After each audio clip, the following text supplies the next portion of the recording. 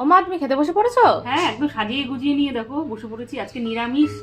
নিরামিষ হলে কি হবে, আইটেম কিন্তু কমতি নেই আজকে মেনুতে। দারুণ দারুণ সব আইটেম, মুখরোচক আর তৃপ্তি দাও। কি নিলে? নিলাম প্রথমে গরম গরম সাদা ভাত, নিয়েছি কাঁচা লঙ্কা চাকা করে কাটা, শসা নিয়েছি একটা চাকা করে বেগুন ভাজা, এটা ডালের সাথে খাবো। সাথে একটু চাকা চাকা করে আলু ভেজেছি। সাথে আছে কাঁচা টমেটো আলু সেদ্ধ।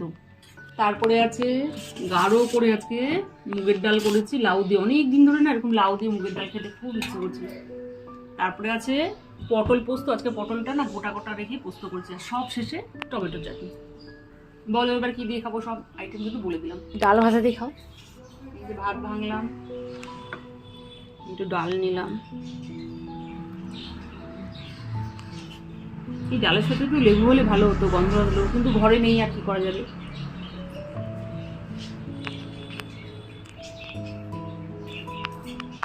দারুণ দারুণ দারুণ।